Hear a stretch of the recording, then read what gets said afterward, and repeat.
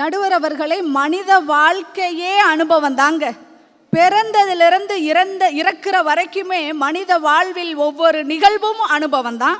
அப்படிப்பட்ட அனுபவம் தான் நடுவர் அவர்களை ஒரு மனிதனை பண்படுத்துகிறது, பக்குவப்படுத்துகிறது. அப்போ ஒரு மனிதனையே பண்படுத்தக்கூடிய அனுபவம் அந்த மனிதன் உருவாக்கிய திரைப்படத்திற்கு மட்டும் வெற்றியை தராதா என்ன? அப்போ திரைப்படத்திற்கு வெற்றியை கொடுப்பது அனுபவ முதிர்ச்சியை தவிர கற்பனை அல்ல. நடுவர் அவர்களே, சினிமா படத்துறைக்கு வந்துடணும்னு சொல்லிட்டு இன்னைக்கும் கிராமத்திலிருந்து எத்தனையோ வாலிபர்கள் அத்தனை கனவுகளோடும் ஆசைகளோடும் கற்பனையோடும் வர்றாங்க. ஆனால் அவங்கெல்லாம் வெற்றி அடைஞ்சிடுறாங்களா வந்தவங்கெல்லாம் அப்படின்னா இல்லை. அதிலும் ஒரு வாசகம் வரும். என்ன சொல்லுவாங்க அப்படின்னா, உன்னுடைய எண்ணம் விண்ணை தொட வேண்டுமானால் உன் வியர்வை மண்ணை தொட வேண்டும் அப்படின்னு சொல்லியிருப்பாங்க. அந்த அடிப்படையில் அத்தனை கஷ்டங்களையும் துன்பங்களையும் அனுபவித்து அதிலிருந்து அனுபவங்களை கற்றுக்கொண்டு பட்டுக்கோட்டை பாடல் வரிகள் இந்த இடத்துல சொல்லணும். காயும் ஒரு நாள் கனியாகும், நம் கனவும் ஒரு நாள் நனவாகும்னு சொல்லியிருப்பார். அந்த வரிகளை நெஞ்சில் சுமந்து கொண்டு அனுபவத்தை கற்றுக்கொண்டு களத்தில் இறங்குபவர்கள் தான் வெற்றி பெறுகிறார்களே தவிர கற்பனையை பயன்படுத்துபவர்கள் வெற்றி பெறுவதில்லை. அந்த அடிப்படையில் எங்கள் மண்ணுக்கு சொந்தக்காரர் நடுவர் அவர்களே, கம்ப பள்ளத்தாக்கை சார்ந்தவர் பாலா, சேது, நந்தா, பிதாமகன், நான் கடவுள், பரதேசி எத்தனை வெற்றி படங்களை கொடுத்திருக்கிறார் அவர். ஆனால் அந்த வெற்றி படங்களை கொடுப்பதற்கு முன்பு எந்த அனுபவத்தை எடுத்தார் தெரியுங்களா? பாலு மகேந்திரான்ற டைரக்டர்கிட்ட உதவி இயக்குனராக இருந்த அனுபவத்தை எடுத்ததனால்தான் அவரால் அந்த வெற்றி படங்களை கொடுக்க முடிந்ததே தவிர அவர் கற்பனையில் அல்ல. இலக்கியங்கள், நம்மளாம் இலக்கியத்தை படித்தோன்னா அப்படியே படிச்சுட்டு விட்டுட்டு போயிடுவோம். ஆனால் அதே இலக்கியத்தில், சங்க இலக்கியத்தில் 10 பாட்டில் புறநானூறுன்னு ஒரு இலக்கியம் இருக்குது. அதில் 74வது பாட்டில் ஒரு கதை, நம்ம சின்ன வயசுலேயே இந்த கதை கேட்டிருக்கோம். சேரன் கணைக்கால் இரும்பொறையை பற்றி. அந்த சேரன் கணைக்கால் இரும்பொறைக்கும் சோழ மன்னன் கோச்சங்கனானுக்கும் போர் நடக்கும். போரில் சேர மன்னன் கணைக்கால் இரும்பொறை தோற்று விடுகிறான். குடவாயில்ல சிறையில் அடைக்கப்படுறான். தண்ணி தாகம், சிறை காவலாளிகிட்ட கேட்குறான். அலட்சியத்தோட காலதாமதத்தோட இடது கையில் கொண்டு வந்து கொடுப்பான் அந்த காவலாளி.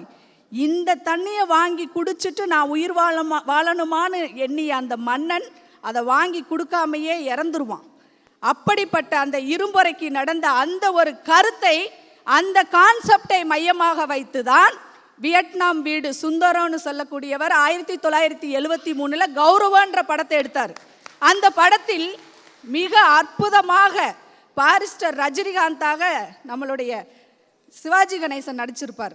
எவ்வளோ ஒரு அற்புதமான ஒரு கான்செப்டை வைத்து ஒரு படம், அனுபவத்தை வைத்து ஒரு படம் எடுத்து வெற்றி பெற்றது. உண்மையிலே அண்மையில் மறைந்த டைரக்டர் வியட்நாம் வீடு சுந்தரத்தை உண்மையிலே நினைவுபடுத்தினீங்க.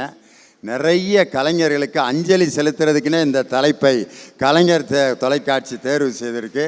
அந்த வியட்நாம் வீடு சுந்தரம் டைரக்ட் பண்ண கௌரவம் படத்தில் சிவாஜி கணேசனும் பன்றி பாய் நடித்த காட்சியை பார்த்துருக்கணுமே. செலமா எங்கடையவன் போயிட்டானா,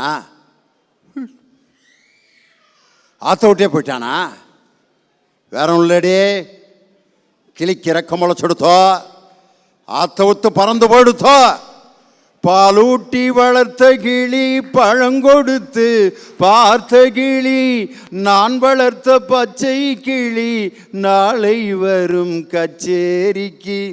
எத்தனை பேர் கண்ணீர் விட்டான். அந்த வியட்நாம் வீடு சுந்தரம் படத்தினுடைய அந்த கௌரவம் படத்தில் பாரிஸ்டர் ரஜினிகாந்தாகவே வாழ்ந்த நடிகர் திலகம் சிவாஜி கணேசன். அப்படியே அப்பா, தன்னிலை தாழாமையும் தாழ்ந்த கால் உயிர் வாழாமையும் மானம் எனப்படும். அந்த படத்தில் இறுதியாக இந்த வசனத்தை சொல்லி தான் அந்த படமே முடியும். அப்படி அந்த ஒரு கான்செப்டை தான் படித்த இலக்கியத்தில் கிடைத்த அனுபவத்தை வைத்து ஒரு படம் எடுத்து வெற்றி பெற்றிருக்கிறாள் என்றால் திரைப்படத்தின் வெற்றிக்கு அனுபவ முதிர்ச்சி தான் காரணமாக இருந்திருக்குதே தவிர உங்களுடைய கற்பனை காரணமாக இல்லை. அதே மாதிரி தான் புதுமை பித்தனுடைய சிற்றன்னைன்னு ஒரு நாவல். அந்த நாவலை படித்த மகேந்திரன் இயக்குனர் அதில் இருக்கிற ஒரு பகுதியை எடுத்து அதில் கிடைத்த அனுபவத்தை வைத்து தான் உதிரிப்பூக்கள்னு ஒரு படத்தையே செஞ்சு வெற்றி அடைந்தார். இப்படி சமூகத்தில் நடக்கக்கூடிய நிகழ்வுகளை, தன்னை பாதித்த விஷயங்களை கதையின் கருவாக கொடுத்து வெற்றி பெற்றவ நிறைய பேர் இருக்கிறாங்க. நிறைய திரைப்படங்கள் இருக்குது. ஒன்றும் இல்லைங்க, போன புதன்கிழமை நம்ம கலைஞர் சேனலில் போட்டாங்க முத்துக்கு முத்தாகன்னு ஒரு படம். இரவு சோபா காமிச்சாங்க. அந்த படத்தை நான் 5வது முறை பார்க்குறேன். இதுக்கு முன்னாடியே 4 முறை பார்த்துருக்கிறேன். ஆனால் 5வது முறை பார்க்கும் பொழுதும் என்னையும் அறியாமல் அந்த பாத்திரத்தோடையே நானும் பயணிக்கிறேன். அவங்க அழுகிறப்ப என்னையும் அறியாமல் என் கண்ணில் தண்ணீர் வருகிறது என்றால் அதுதான் அனுபவத்தில் வந்த படம். அந்த படத்தில் வேற ஒன்றுமே இல்லைங்க. ஒரு கிராம சூழல், அங்கே வர்ற காட்சிகள் சம்பவங்கள் எல்லாம் கிராமத்தை மையமாக வச்சு எடுத்திருப்பாங்க. 5 பிள்ளைகளை பெற்ற பெற்றோர் உறவின்றி தனிமையில் வாடக்கூடிய அந்த சோகத்தை தான் அந்த படத்தினுடைய அடிநாதம். அதை தான் காட்டியிருப்பாங்க. அப்படி எத்தனை படங்கள். தங்க மீன்கள்னு ஒரு படம், உண்மையிலே ஒரு அப்பாவுக்கும் பிள்ளைக்கும் இருக்கக்கூடிய அந்த பாசத்தை, அன்பை, பரிவை யதார்த்தமாகவும் கவித்துவத்தோடும் சொன்ன ஒரே படம் அப்படின்னா தங்க மீன்கள் படம் தாங்க. அதில் ஒரு கேரக்டர் வரும், எவிட்டான்னு ஒரு டீச்சர் கேரக்டர். உண்மையிலே அந்த படத்தை பார்க்குறப்ப நான் மிகவும் பெருமைப்பட்டேன். ஏன் தெரியுங்களா? அந்த செல்லமான அந்த குழந்தையோட கேரக்டர், அந்த குழந்தைக்கு கிளாஸ் டீச்சரே கிடையாது எவிட்டா. ஆனாலும் அந்த செல்லம்மாவுக்கு எவிட்டா மிஸ்ஸை தான் பிடிக்கும். ஏன் எனக்கு பிடிக்கும்னா, என்னுடைய மாணவிகளுக்கும் நான் எவிட்டா மிஸ்ஸை போலயே இருக்கணும்னு ஆசைப்படுறேன்.